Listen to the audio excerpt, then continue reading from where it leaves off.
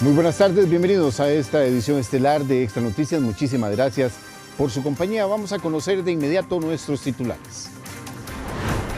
En menos de 2 meses, nuestro país reporta la muy triste cifra de 9 femicidios. El más reciente ocurrió este lunes en Alajuelita. ¿Se imagina que un banco o una entidad financiera le apruebe un crédito por 14 millones de colones para pagar a un plazo de 52 años? Eso ocurrió en Coope Servidores. Palomas y mapaches se apoderan de la explanada del Hospital México. Doctores piden a asegurados no alimentarlos por riesgo de contagio de enfermedades. Un carro se volcó en Golfito al evitar un accidente tras una maniobra indebida de un conductor. ¿Qué hacer en esos casos para cobrar los daños? En esta edición se lo explicamos. Trastornos por vapear provoca que la caja atienda un promedio diario de 10 menores de edad con problemas en su salud.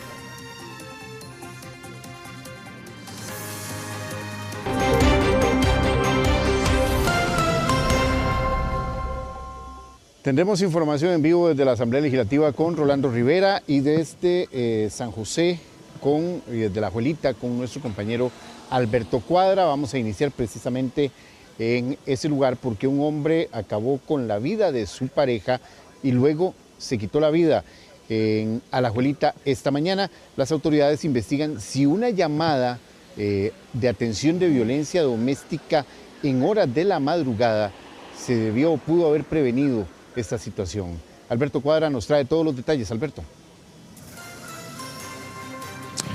Bueno, es una cantidad importante de mujeres que han perdido la vida durante los últimos 2 meses. En los últimos días también esta cifra se ha disparado. Tenemos casi 4 casos más bien, durante el mes de febrero y 9 durante todos los días de este año 2025.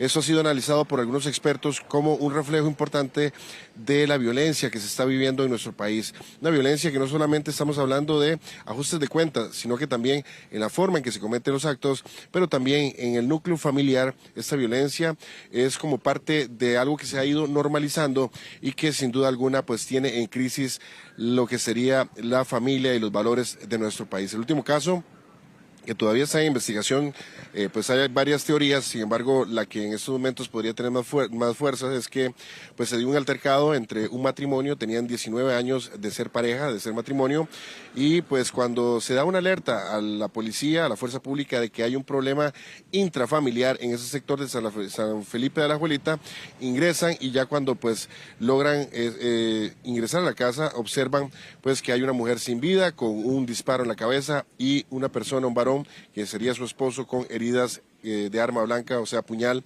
en su tórax y cuello, que podría ser producto de que trató de quitarse la vida. Esta es la primera hipótesis que se ha presentado. Sin embargo, pues en estas últimas horas también pues otras personas y testigos también están pues diciendo que tal vez hay otra persona involucrada en este aspecto. Sin embargo, pues en estos momentos se está pues verificando y teniendo como principal hipótesis el femicidio. Veamos la siguiente información.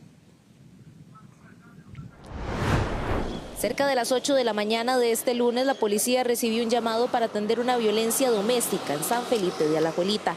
A su llegada dentro de una residencia localizaron el cuerpo de una mujer con una herida por arma de fuego en la cabeza y a su lado el de un hombre con una herida por arma blanca en el cuello.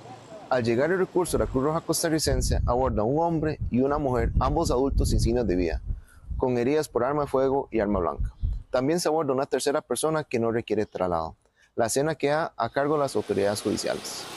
La pareja tenía 20 años de estar juntos.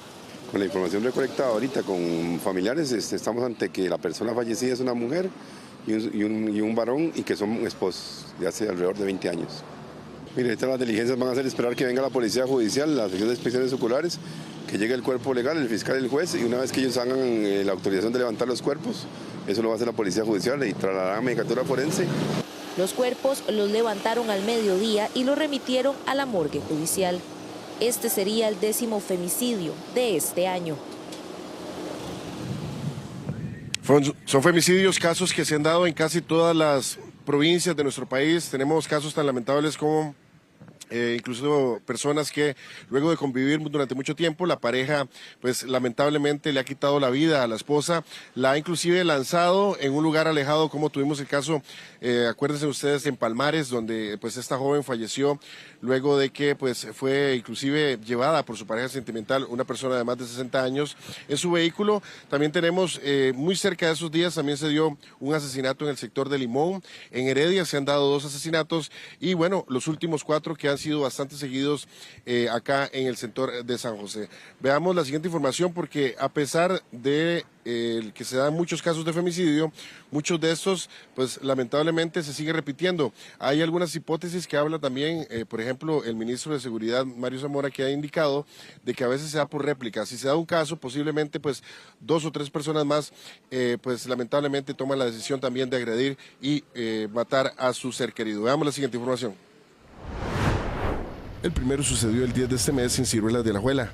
La víctima fue Sofía Calvo Rojas, quien habría sido asesinada por su pareja sentimental con quien vivía desde hace 4 años. Este sujeto intentó quitarse la vida, pero quedó herido y requirió el traslado al Hospital San Rafael de Alajuela. Tras su recuperación, a él le impusieron 5 meses de prisión preventiva. 5 días después, se registró el femicidio de una menor de tan solo 15 años de edad en el sector de Chomes, en Punta Arenas.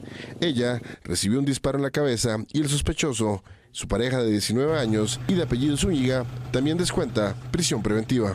Las posibles causas que llevan a un hombre a cometer un crimen tan atroz como el femicidio suelen estar relacionadas con dinámicas de poder, control y violencia previamente instauradas en la relación de pareja. Factores como por ejemplo los celos, dependencia emocional y una concepción machista de la pareja y la incapacidad de gestionar los conflictos o emociones violentas intensas pueden estar presentes. Aquí además también es importante destacar que en algunos casos influyen posibles trastornos de personalidad que tengan los hombres o que también tengan sus parejas a lo interno de la relación, que contribuyan a una dinámica pues totalmente dispar.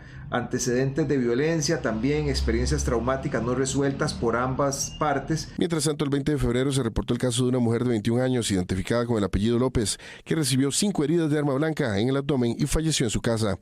Este hecho sucedió en Barrio Nazaret, en Liberia.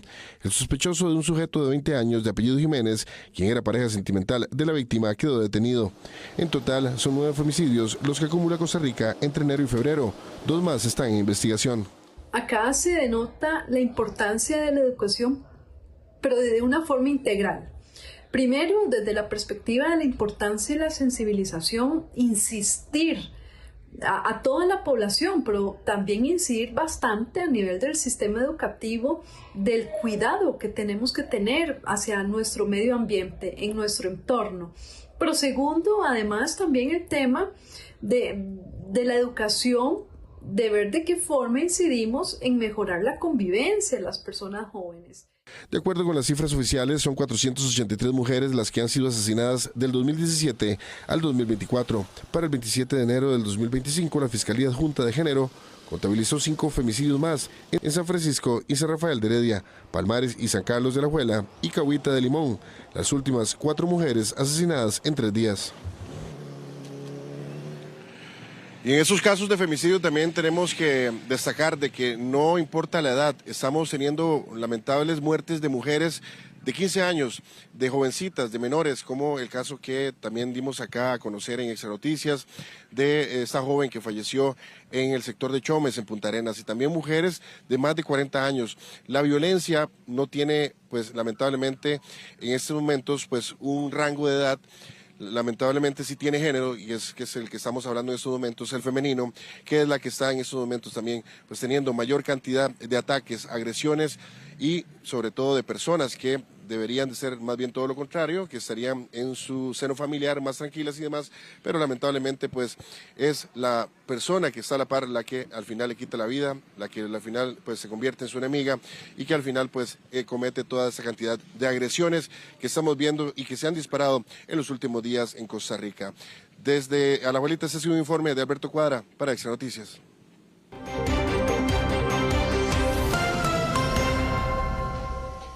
Créditos de hasta 52 años de plazo fue parte de las advertencias detectadas en reportes emitidos por al menos 3 años consecutivos por parte de la auditoría externa de COPE Servidores. Sin embargo, la gerencia de la institución continuaba contestando que se tomarían las medidas correspondientes, situación que desembocó en el resultado que ya conocemos, la intervención y resolución de la cooperativa. Los inversionistas de COPE Servidores siguen lamentando que con tantas alertas emitidas a la gerencia general no se detectaran sus anomalías y, peor aún, no se frenaran las malas prácticas que sucedían a lo interno. 3 informes emitidos en los años 2021, 2022 y 2023 sobre la empresa encargada de realizar la auditoría externa mostraban lo que estaba por suceder, lo cual los inversionistas lamentan tras enterarse en una fase posterior. Nosotros recibimos estas cartas de gerencia en una etapa posterior, ya la cooperativa en su proceso de resolución, con lo cual será parte de los insumos que estaremos utilizando nosotros en el proceso de la demanda contra el Estado costarricense que estaremos presentando en un contencioso administrativo por una mala supervisión, teniendo las autoridades supervisoras las herramientas necesarias para poder prever una situación como la que finalmente ocurrió con COPE Servidores, generándole un daño patrimonial a miles de inversionistas. Parte de lo detectado en estos informes demuestran cómo hay 31 operaciones sin autorización mayores a 5 millones de colones. También 42 operaciones realizadas sin nombre desde 700.000 colones a 305 millones de colones. 3 operaciones con comportamiento de pago cero, así como 7.276 operaciones a tasa cero. Otro aspecto a considerar en los hallazgos es la cantidad de años de algunos créditos. Se encontraron 6 créditos a plazo de 41 años que suman 105 millones de colones, 2 a 42 años que suman 46 millones de colones, 3 operaciones a 43 años con 21 millones de colones, también 3 operaciones a un plazo de 44 años por 40 millones de colones, 1 por 11 millones de colones a un plazo de 45 años, así como 2 casos de operaciones a 47 años que suman 5 millones de colones y finalmente un crédito por 14 millones de colones a un plazo de 52 años. Para los inversionistas es lamentable que ahora el proceso se frene debido a un recurso de inconstitucionalidad tomado por la Sala Cuarta. Sin embargo, tendrían un punto positivo. Los inversionistas tienen que ser parte del proceso de resolución, se le tienen que tomar en cuenta, tiene que haber un consentimiento de los inversionistas o los dueños del dinero en los procesos de resolución. 1 y 2, puntualmente con el fondo de garantía que el resolutor no lo aplicó, el fondo de garantía no fue aplicado y eso genera una discusión entre nosotros los inversionistas, ya que consideramos que el fondo siempre se debe de aplicar. Quisimos conocer la versión de su jefe, sin embargo, al cierre de esta edición indicaron que era imposible tener reacciones por estar en sesiones de CONACYF. Y la restricción vehicular de ingreso a la capital no está provocando el impacto para lo cual fue creada. Durante el 2024 se sancionó en promedio a 34 conductores diariamente por esta falta, lo cual, como vemos, impacta poco en las presas y en el congestionamiento vial. Presas, ruido, problemas y muchas otras cosas más se viven en las carreteras nacionales. Estos incrementan las horas pico y en el gran área metropolitana, donde circulan más vehículos de manera diaria en el país. Una medida que se generó para disminuir el flujo vehicular fue la restricción en varios puntos de la capital y dentro del anillo de circunvalación. ¿Pero se respeta esta medida? Yo creo que eso es una medida que no beneficia en nada esa restricción vehicular y por lo tanto, de ahí, si la quitan es igual y si la ponen es igual. Siempre sigue el mismo gasto energético y todas las cosas. No, la verdad no me parece que se esté respetando realmente y no beneficia mucho. Yo hice Uber bastante tiempo y no se respeta. Y es que según informó el Ministerio de Obras Públicas y Transportes, la medida de restricción se eliminaría próximamente en el anillo de circunvalación. Eso sí, al finalizar los trabajos en Atillo. Sin embargo, para ingeniería de tránsito no sería lo mejor ante la cantidad de vehículos que circulan en el país. Bien mencionaban ahí el tema de restricción vehicular. Hay algunos amigos, otros enemigos de restricción vehicular. En esta administración se ha querido eliminar ese concepto, pero si nosotros queremos darle un impulso a lo que es mitigar la congestión, no podríamos pensar en eliminar lo que es la restricción vehicular, pero la Policía de Tránsito no tiene la capacidad para poderla hacerla respetar. Dicha situación se confirma por parte de Policía de Tránsito. Bueno, a pesar de que tenemos poco personal, tratamos de que los operativos se incrementen en más tiempo y que sean un poco más seguidos. Pero ¿cómo busca mitigar la autoridad ante el irrespeto de la medida? Bueno, la flotilla ha aumentado bastante, sin embargo se trata de tener el control de este tipo de operativos. Todavía hay personas que las están irrespetando, sin embargo, como le digo, nos apoyamos en otras entidades para tener el control de esto. Pero ¿cuántas infracciones de tránsito se generaron por irrespetar la medida de restricción vehicular en los últimos años? Según datos de Policía de Tránsito, en el 2019 se presentaron 13.042 boletas, en el 2020 6.422, en el 2021 10, en el 2022 832, en el 2023 8.323 infracciones. El año anterior se generaron 12.334 y en el 2025 ya van 963. Eso sí, cabe destacar que durante el 2020 y el 2022 estas infracciones fueron recabadas como infracciones a la orden sanitaria implementada debido a las situaciones de pandemia. Si analizamos más a fondo los datos del año anterior, se presentaron 12.334 infracciones por irrespetar la restricción vehicular, lo que significa que por mes se presentaron 1.028 infracciones y por día 34, lo que no sería representativo para eliminar el caos vial que se presenta. De momento corresponde esperar si cuando finalicen los trabajos en Atillo se levanta la medida. Mientras tanto, los conductores que se arriesguen a conducir en zonas con restricción vehicular se exponen a una multa de 26.000 colones. Y un informe de la Contraloría General de la República establece que el Ministerio de Hacienda estaría ejecutando una débil gestión de la deuda.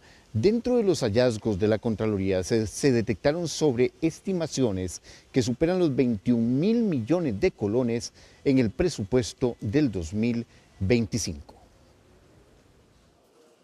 Una falta de trazabilidad y transparencia en los datos financieros que dificultan la supervisión de la gestión de deuda en el Ministerio de Hacienda es parte de lo que advirtió la Contraloría General de la República.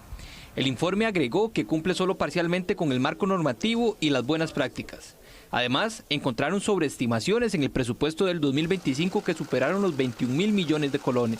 En el estudio se determinó, en cuanto al marco de gestión de deuda, que existen limitaciones en la trazabilidad y comparabilidad de los datos incluidos en distintos informes como son la estrategia de deuda, los planes de financiamiento, los proyectos de ley de presupuesto y los informes de gestión. También se determinó que tampoco se ha revisado la vigencia o necesidad de actualizar la política de endeudamiento para el sector público de 2019. El informe revela que el proceso de gestión de la deuda cumple parcialmente con los aspectos normativos y técnicos. También se destaca la existencia de una estrategia de deuda de mediano plazo alineada con el marco fiscal de mediano plazo, así como la coordinación con el Banco Central de Costa Rica para la presentación de planes semestrales de financiamiento. En cuanto a la estimación del servicio de la deuda pública, se determinó que no se tiene compilado ni se transparenta la totalidad de los supuestos utilizados. Y se determinó también la sobreestimación en al menos 21.000 millones de colones en las partidas de intereses y amortización por supuestos que no corresponden y otros errores. Por su parte, el Ministerio de Hacienda contestó que reafirma su compromiso con la mejora continua en los procesos de gestión de la deuda pública y seguirá implementando las mejores prácticas internacionales en la planificación y ejecución del financiamiento del gobierno, así como que tomarán las recomendaciones de la Contraloría en el marco de un proceso de optimización sin que esto implique que la gestión de la deuda presente deficiencias estructurales.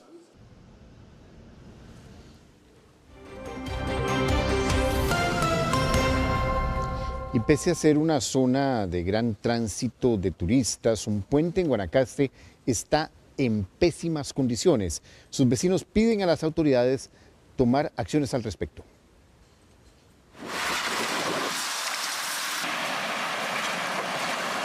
Así es como lamentablemente se ve un puente en una comunidad guanacasteca. Bastantes grietas, poco espacio y una estructura dañada es a lo que se deben enfrentar cientos de conductores que transitan sobre el puente 27 de abril en Santa Cruz de Guanacaste. Debido a estas complicaciones, los vecinos consideran que el tránsito es bastante complicado y muy peligroso. Ya esto es una posible catástrofe que puede haber en este puente, ya lo habíamos reportado anteriormente. Se ven esa maquinaria que viene ahí, ese puente se mueve, hay una parte que ya se abre y puede ser algo muy peligroso para la gente que circula por acá. La ruta es utilizada por muchos vehículos que aprovechan los atractivos turísticos de la zona, por lo cual los vecinos no entienden cómo no tiene un mantenimiento adecuado. También es bastante el tránsito de camiones de carga ancha pasando sobre la estructura. Yo transito todos los días por la zona, lo cual este puente es un gran atraso para nosotros los conductores, ya que el deterioro es notable en la infraestructura de rodaje del puente, ¿verdad? Estos vecinos de Santa Cruz piden toda la colaboración a su alcaldía, así como a las autoridades del Consejo Nacional de Vialidad para que les brinden un puente seguro y que realmente su comunidad merece.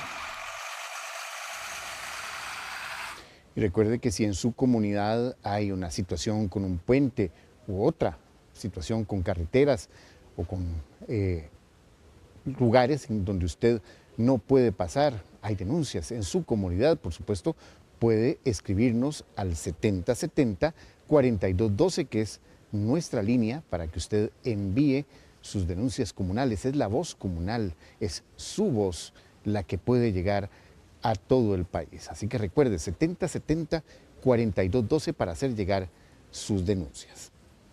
Vamos a pasar a otro tema que tiene también que ver cómo se manejan las cosas en carretera, porque por esquivar la colisión contra otro vehículo, un conductor se volcó en Golfito.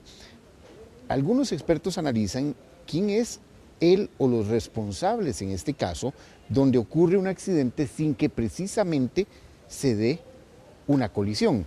Gustavo Castro nos amplía. Gustavo.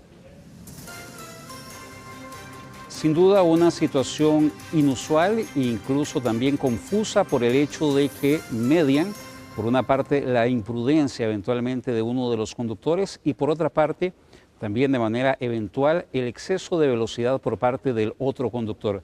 Ahora bien, en este caso en particular que les vamos a exponer de inmediato, no hay una colisión como tal, pero sí posteriormente al hecho se da el vuelco de uno de los vehículos involucrados. En este caso, ¿de qué manera se fijan las responsabilidades? Por eso consultamos en Extra Noticias tanto a abogados expertos en materia vial como también a expertos en materia de conducción. Lo vemos de inmediato en la siguiente nota.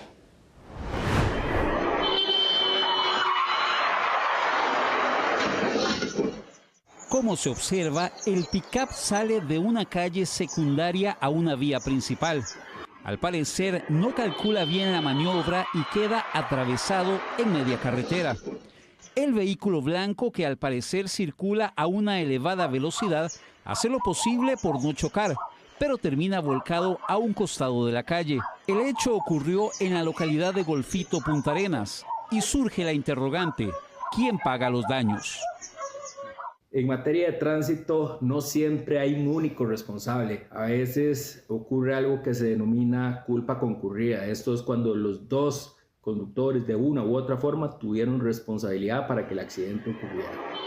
En dicho escenario, el conductor del vehículo, que al parecer irrespeta la señal de tránsito, podría ser declarado culpable. Podría perfectamente el vehículo que transitaba por la vía principal no solo solicitar al vehículo que respetó la señal de alto que se haga responsable en materia de tránsito y materia penal, sino también en materia civil inclusive. En tal caso, el presunto infractor tendría que asumir los daños del otro vehículo. En situaciones como esta, es clave tener en cuenta las siguientes recomendaciones. Si usted va a ingresar a una calle de alto tránsito o incluso una autopista que la velocidad es un poco más alta, debemos tener en cuenta el cálculo a la hora que usted ve que viene un vehículo. No arriesgarse. Si usted ve que viene más o menos cerca, es mejor esperarse y dejarlo pasar. La experta también recuerda medir la velocidad de ingreso a una vía principal. No puede ser ni muy lento ni muy rápido. Y en el caso de quienes transitan por vías principales, se aconseja disminuir la velocidad en las intersecciones. Bien importante, diferentes aspectos a considerar en un caso como este. Nos mencionaba uno de los abogados consultados que eventualmente la responsabilidad podría ser compartida. Sin embargo, si uno de los conductores aporta pruebas, como por ejemplo el video que observábamos en la información anterior, eso también podría ser tomado en cuenta como un elemento válido en la investigación para asentar responsabilidades. Y Gustavo, esto también se abre en este momento en que hay tantos accidentes diariamente y hay accidentes que no necesariamente tienen que tener un choque, sino que es precisamente como en este caso en Golfito, que es para esquivar, para evitar. ¿Cuántos accidentes realmente se están presentando diariamente? Sin duda, una gran cantidad de accidentes que incluso ya en pocos instantes vamos a observar algunos datos. Pero antes es importante también la recomendación que hacía en este caso Hazel Solís como experta en conducción, porque definitivamente, y como lo hemos visto en muchísimos casos, el intentar esquivar otro vehículo para no colisionar, como en este caso, puede generar incluso un tipo de accidente mortal, como también un atropello, y lo hemos visto en diferentes ocasiones. Ahora bien, lo que les mencionaba, el domingo es el día, de acuerdo a los datos que maneja el COSEBI, en donde hay menor cantidad de accidentes con daños materiales, con la cifra de 5.392. En promedio andan en 8.000, porque el lunes, por ejemplo, está en 8.065, los martes en 8.380, los miércoles en 8.119, jueves 8.151, vemos que es un promedio y un número similar en la mayoría de los días de la semana. Sin embargo, los viernes es el día donde más se dan accidentes con daños materiales, con 8.788, número que se reduce para el día sábado con 7.656. Además de las recomendaciones que ya veíamos también en la información anterior, vamos a ir con otros elementos que bien podrían servirle a usted como conductor en caso de una colisión como la que observábamos anteriormente. Y son esas que usted observa en pantalla. Una de ellas precisamente es solicitar los videos de seguridad tanto a casas que se encuentren cerca del lugar del hecho, además también a comercios que se encuentren en esa localidad. Tenga en cuenta testigos, pida boletas de la Policía de Tránsito, aporte fotografías o videos y anote la placa del vehículo involucrado para que usted pueda presentar ante un juzgado de tránsito todos estos elementos que puedan ayudar a esclarecer un tipo de hecho de tránsito como el que observamos en esta información que se originó en el sector de Golfito, provincia de Punta Arenas. Perfecto, Gustavo, muchísimas gracias. A tenerlo en cuenta, principalmente estas últimas recomendaciones, revisar principalmente cuando hay videos de cámaras de seguridad, así como también aportar fotografías, testigos y anotar precisamente los números de placa de los vehículos involucrados. Gracias, Gustavo. Muy buenas tardes.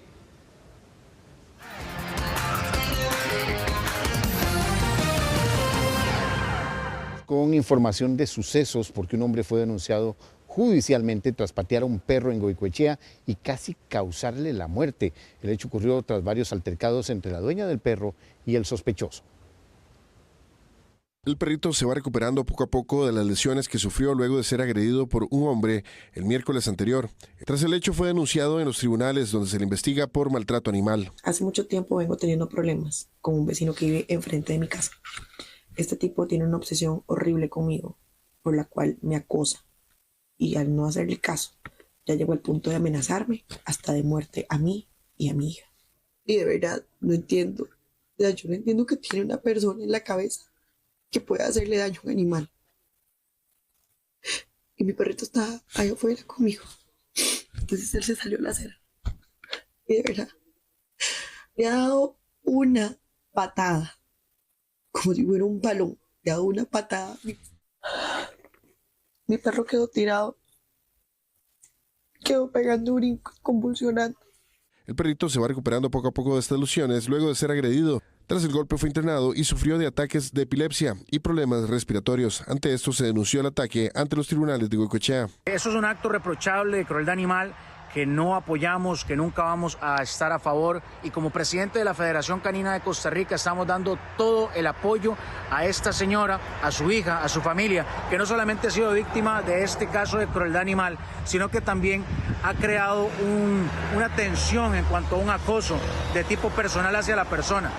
Sabemos que todo tipo de violencia inicia en el hogar, en las casas, por medio de la opresión a los seres más desprotegidos o los más débiles. En este caso, este perrito. El perrito está en una condición delicada. El sospechoso admitió su error, sin embargo afirma que la patada no era para tanto, ya que quería ahuyentar al animal, ya que constantemente, según él, se le metía a los vehículos y peleaba con otros animales.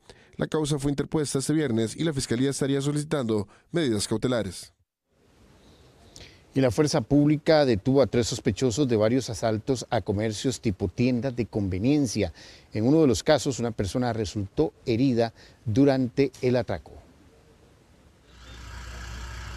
Antes de las 6 de la mañana de este lunes, la fuerza pública fue alertada sobre un asalto a mano armada en un supermercado en San Francisco de Dos Ríos, en la capital. Minutos después se logró divisar a un vehículo descrito por los asaltados y se le dio seguimiento hasta lograr la detención de los sujetos. Lo que se le decomisó en el vehículo compromete a estas personas. Fuerza Pública atiende un incidente en el cual se reportan 3 masculinos, los cuales viajan en un vehículo y que están cometiendo diferentes delitos contra la propiedad, y en este caso propiamente en un supermercado. Gracias a la rápida intervención de Fuerza Pública se logra la captura de los 3 sujetos y elementos que habían sustraído del automercado. Los mismos son puestos a la orden del Ministerio Público para lo que procedan. Trascendió que uno de los investigados ya es un viejo conocido de las policías. Los otros 2 detenidos con expediente hasta ahora totalmente limpio. Los 3 sospechosos podrían estar ligados además a otros asaltos a comercios durante el fin de semana anterior. En Cuenta una cadena de panaderías en Tibás, donde, de acuerdo al parte policial, una persona resultó herida durante el atraco. Y los regidores del Cantón de Mora decidirán si Alfonso Jiménez y Ariana Cabal, alcalde y vicealcaldesa de ese municipio, recibirán salario durante los 6 meses de suspensión que les dictó el Ministerio Público. La decisión se votará en la sesión del Consejo de este miércoles 26 de febrero. Según confirmaron desde el ayuntamiento, solo los 5 regidores propietarios tienen derecho a voto, según explicó María Picado, presidenta del Consejo. De acuerdo con la investigación, los jerarcas municipales figuran como sospechosos de cometer los delitos de pago irregular de contrato, peculado e incumplimiento de deberes. En medio de todo, la vicealcaldesa acudió a sus redes sociales para referirse a la suspensión temporal de su cargo. Estoy completamente segura de mi inocencia, quedó muy clara en la audiencia y estoy segura que durante el proceso yo voy a poder demostrar mi inocencia. Seguiré adelante con la frente en alto, la conciencia muy tranquila y trabajando como siempre por el bienestar de la gente. Dios y muchas personas saben que he dado mi todo, he dado el 100% en este trabajo de forma honrada, de forma honesta y 100% comprometida. Hoy se cumplen 8 días de la desaparición de Reina Elizabeth Martínez Ruiz, de 13 años. La familia busca a la menor ya con desesperación. Así me siento yo, impotente, atado de pies y manos, no poder hacer nada, no poder... No sé. Tras 8 días de búsqueda, la familia de Reina Elizabeth Martínez Ruiz, de 13 años, aún no la encuentra. Su padre, Jorge Martínez, y su tía, Marta Martínez, la buscan con desesperación. Mi hija no ha aparecido todavía. Sigo en este dilema, digamos, en esta preocupación. Y que si mi hija llegara a ver esta entrevista ahorita que me están haciendo, pues decirle que por favor regrese a casa. Que aquí se le está esperando con los brazos abiertos, ¿verdad? Esperando siempre en Dios y teniendo la fe en que me la tiene con bien y que así mismo va a regresar. Don Jorge se dio cuenta que su hija había desaparecido una vez que llegó del trabajo y ella no estaba como de costumbre en la casa. Se apersonó en el centro educativo donde le ayudaron a comunicarse con quienes la conocían, pero no la vieron llegar. Tras eso colocó denuncia en la Delegación de Fuerza Pública y OIJ. En esta última institución realizaron las entrevistas y solicitaron cámaras de seguridad, pero don Jorge aún no tiene información del avance de la investigación. Aún yo, que soy tía de ella, pues yo me siento mal y me siento mal de verlo a él así, en esa situación, ¿verdad? Entonces yo le pido que por favor a la población, a donde ella se encuentre, que por favor hagan el llamado, que se ponga su mano en conciencia, ¿verdad? Don Jorge y doña Marta solicitan que si ven a Reina lo hagan saber de inmediato al 808.645 o al 88000645, líneas de atención confidencial del organismo de investigación judicial. Su familia la espera en casa. Y la Policía Municipal de Escazú detuvo a 2 sospechosos de lanzar una bomba molotov contra una vivienda de esa localidad, específicamente en Barrio El Carmen de San Antonio de Escazú. El incidente ocurrió la noche del sábado y quedó registrado en la cámara de seguridad de la casa. En las imágenes se observa a un individuo bajando de un vehículo y arrojando el artefacto incendiario. Según informes, este no sería el primer ataque dirigido contra los habitantes de esta vivienda. Ahora las autoridades están investigando los hechos. Ellos fueron detenidos minutos después en el centro de Escazú en un retén que hizo la policía municipal. Vamos a ir a la pausa y al volver, los trastornos por vapear provoca que la caja atienda un promedio diario de 10 menores de edad con problemas de salud derivados de esta práctica. Ya regresamos. El vapeo de jóvenes aumentó con más de 3.500 casos atendidos en el 2024 por trastornos relacionados con el vapeo. Por esta razón se busca implementar regulaciones estrictas para restringir su uso y comercialización principalmente en espacios educativos y espacios públicos. Milagro Torres nos amplía. Milagro.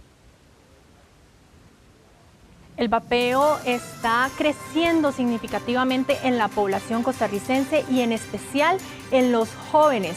Con rotulación en los centros educativos se está pretendiendo hacer un llamado para que ellos eviten vapear. Vamos a ver la siguiente información. Ante la crisis sanitaria, el país ha implementado diversas medidas para reducir el consumo de vapeadores, incluyendo la prohibición del uso de estos dispositivos en espacios públicos y centros educativos. A raíz de este problema, el Ministerio de Educación Pública y el Ministerio de Salud han reforzado las campañas de concientización, visitando centros educativos para informar a los estudiantes sobre los riesgos del vapeo y distribuyendo señalización en las instituciones para recordar la prohibición de uso en estos espacios. A nivel interno, ya desde el año pasado habíamos tomado ciertas medidas, como por ejemplo no permitir Uber Eats ni ventas afuera de la institución. Y el reglamento interno establece que está prohibido el uso, que está prohibida la venta o el hecho de llevar vapeadores en el bolso, debido al decremento que hace en la salud, ¿verdad? Y no solo en la parte física, sino cognitivamente.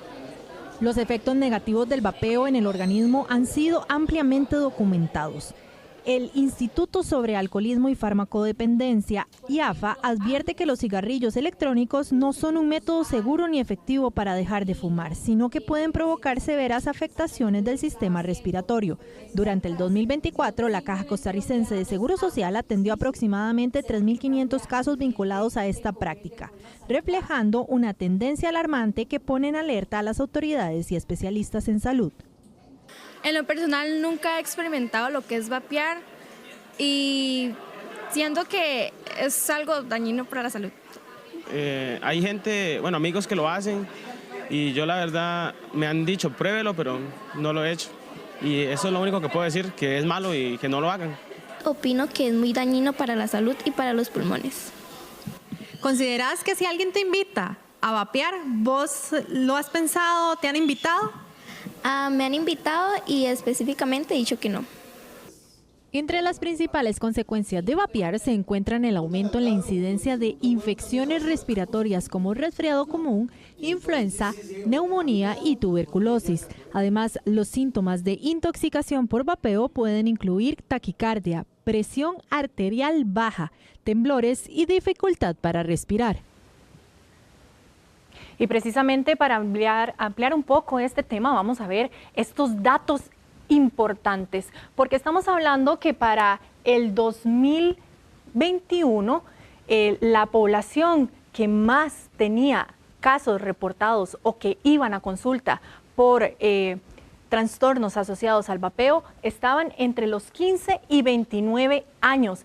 Esos adolescentes que ya se están presentando a la Caja Costarricense de Seguro Social con problemas asociados al vapeo. Pero vamos a ver esta información en la siguiente pantalla, porque aquí tenemos datos que nos revelan situaciones importantes, porque para el 2021 hablábamos de 13 casos. Sin embargo, ya para el 2023 estábamos mencionando que llegan a aumentar los casos de manera significativa, a pasar exactamente a casi 1.500 casos. Ya para el 2024, para octubre de 2024, estábamos hablando de casi 3.000 casos reportados, casos sobre el trastorno del vapeo. Y ya para el finales del 2024 eran más de 3.500 casos. ¿Cuáles son las implicaciones? Una experta nos lo explica. Los vapeadores, todos los productos químicos que tienen los vapeadores, aparte de que tienen componentes muchos de cannabis o de marihuana, ¿verdad? De esta hierba, además tienen productos químicos que se liberan, todo lo que le da el olor y el sabor, son sustancias químicas que se liberan al ambiente y si hay niños los van a inhalar y pueden producir reacciones. Problemas importantes asociados exactamente al vapeo. Podemos hablar de problemas respiratorios, problemas en los pulmones, puede causar algunas implicaciones como taquicardia y también afectaciones a la hora de respirar. Este fue un informe de Milagro Torres, volvemos con más. Gracias, Milagro.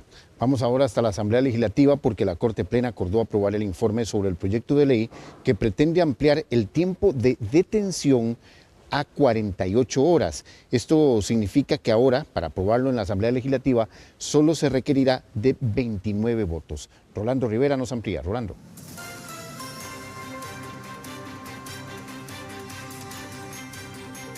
Correcto, Paul. Este es un proyecto que impulsa el diputado Gilbert Jiménez del Partido Liberación Nacional y que lo que pretende es doblegar o aumentar de 24 a 48 horas precisamente la prisión para que los delitos que están considerados como más graves, como homicidios, narcotráfico y algunos otros, bueno, esas personas que quedan detenidas tengan esas 48 horas en la prisión y que puedan tener las personas encargadas de presentar pruebas y cargos de tener más tiempo. Vamos a ver la siguiente información. En la sesión de este lunes, la Corte Plena acordó aprobar el informe de la magistrada de la Sala de Casación Penal, Sandra Zúñiga, sobre el proyecto de ley que amplía el tiempo de aprehensión a 48 horas. En dicho informe se concluye que el proyecto de ley en cuestión no afecta el funcionamiento y operación del Poder Judicial. De tal forma, el proyecto para su aprobación en la Asamblea Legislativa requerirá solo de mayoría simple, es decir, 29 votos. Por un principio de proporcionalidad, me parece que sí valdría la pena que el legislador distinga entre estos tipos penales que están en estas leyes, porque hace una alusión genérica a todos los delitos previstos en estas tres leyes. Pero que me parece que sí hay que hacer una reflexión mayor si procede o no dejar ese plazo que se está sugiriendo de detención de 48 horas. En la Asamblea Legislativa consideran importante el proyecto ya que ofrece mayor tiempo para la presentación de cargos y análisis de la prueba. Don Mayor. Mire, a mí en principio me parece bien. ¿Por qué? Porque todos estos delincuentes que son capturados 1, 2, 3, 20, 50 veces, saben que pueden jugar con eso, que solo van a estar 24 24 horas y que luego el juez, ante la duda, le va a decir, ¿sabe qué? Váyanse otra vez a la calle a delinquir. Entonces, por lo menos con 48 horas tal vez haya más chance que un juez analice bien la prueba y tome una mejor decisión de mantener detenidos a la gente que puede ser un peligro para la sociedad. Nosotros incluso tenemos varios proyectos de ley tendientes a endurecer los procesos de investigación, detención e incluso ampliar los plazos de prisión preventiva cuando los delitos se cometen en relación al narcotráfico, lavado de dinero, legitimación de capitales y otras cosas más. E incluso temas de sicariato y otras conductas asociadas a esa narcoactividad. Viene a fortalecer, es una herramienta que se le da para poder profundizar mucho más en las investigaciones, para que estas personas sean criminales realmente, personas que realmente han causado ciertos daños, y la complejidad también en el sentido de crimen organizado, por ejemplo, que a veces se ha visto que no es 4 o 5, sino que son hasta 40 allanamientos en un caso, y bueno, en 24 horas muy probablemente toda la prueba que tiene que recaudar la Fiscalía y las instancias del Poder Judicial, pues no le es suficiente el tiempo. Entonces yo creo que con esto lo recibo muy bien. Estos informes se rinden a solicitud de la Asamblea Legislativa en el cumplimiento del artículo 167 de la Constitución, y será un insumo importante para la reunión de seguridad del próximo miércoles en el plenario legislativo.